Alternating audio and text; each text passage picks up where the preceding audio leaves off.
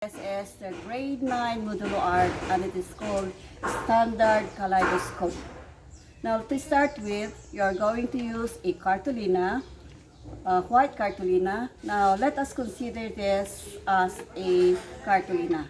Now you're going to get the biggest square. So in getting the biggest square, so this is it.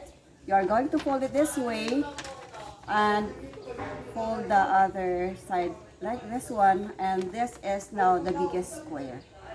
Okay, now after getting the biggest square, you're going to divide this by 4 quadrants. So 4 quadrants, and it will look like this one. Now we're going to use the quadrant 2. The first you're going to do is the quadrant 2, and this is the quadrant 2. Now in quadrant 2, you are going to form a grid, and it looks like this one. Now let us start with the PowerPoint. So let us see. Okay, the first thing you do is you're going to connect the two endpoints or the corners. So this is the first line. Now after that, you're going to connect also the other two corners. So this is it. Then you're going to divide to form the other, or to draw the other grids. You're going to divide this side and this side to 3 equal parts. So let us see, 3 equal parts. Okay, so that's it. Okay, so we connected the 3 points here, this point to that point, this point to that point, and again the original one. Now we make sure that these 3 are equally divided. Okay, next we're going to get the midpoint. We're going to get the midpoint of this line to draw the other line. Okay, so let us see. And also with the other side. Tignan natin. Okay. Get the midpoint. So, this is the midpoint of this line. So, that is wider. So, this should be equally divided since it is the midpoint. So, with this two. Okay, next. Next is to let us see now the we're going to get the, or place the numbers. So 0, 1, 2, 3. This is used for the legend. So next line, it should start with 1, 2, 3, 0. The next, what should be the next? Should be 2, 3, 0, 1. And the last one is 3, 0, 1, 2. Now, in making modulo art, you are going to consider this as a base. It's the base of, this is the base of the legend 0. This is the base of 1, 2, 3. And the next level, you are going to consider this as a base. Always consider this as the base. Now, as you can see, we have 6 triangles. So, it should be quadrilateral, but the 6 are triangle. So this one is a triangle, this is another triangle, and the 4 here are triangle. Now let us see later how are we going to place the legends in these triangles. Okay, let's start with, let us see first the grid, the complete grid. Okay, this is now the complete grid. This is the quadrant 2 grid, quadrant 1, quadrant 3, and this is the quadrant 4.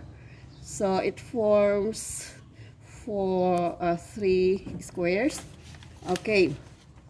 Now in making your modulo art, it should be rotation. So later, after finishing this quadrant, you're going to do this next, then followed by this and this one. Okay, so let us start putting our legends in the grid. Okay, so this is quadrant 2. Now, tingnan natin kung paano naging ganito. Okay.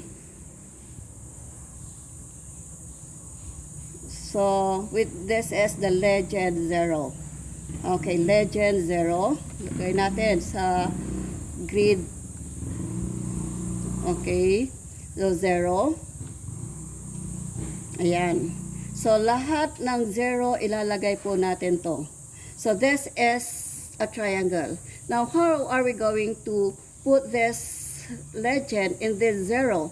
Now, since this is the base, we're going to put this on this part only. This part in this. Okay, you cover that. Lalagay natin dyan.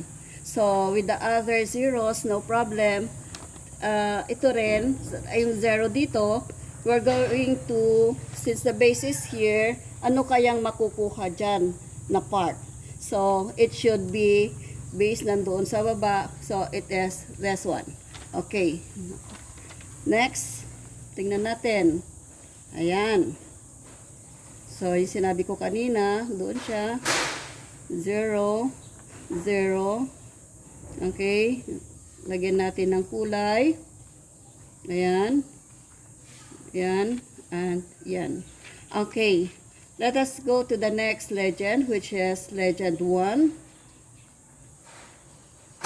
Okay. Ayan. Lagay na naman natin doon sa grid. Okay.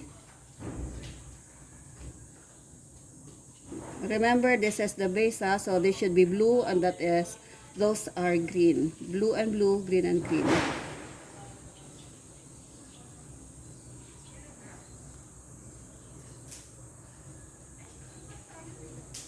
Okay, so kulay natin.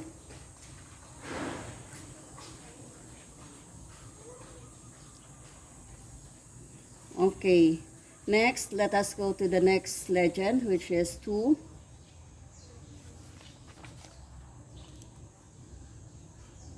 Okay. So, ilagay natin sa grid.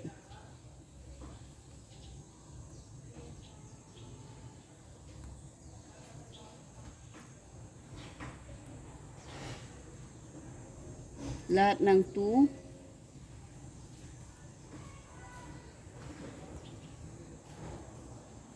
Kulay. Okay, let us go to the next legend. Legend 3.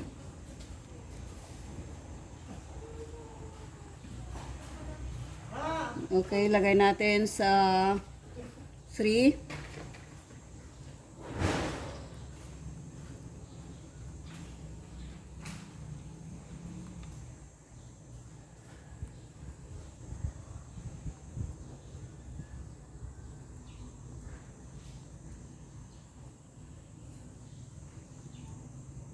Okay, so that's it.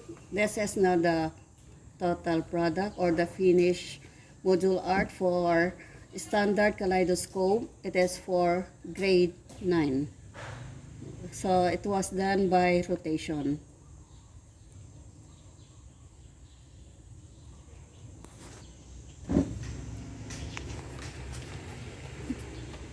Thank you. If you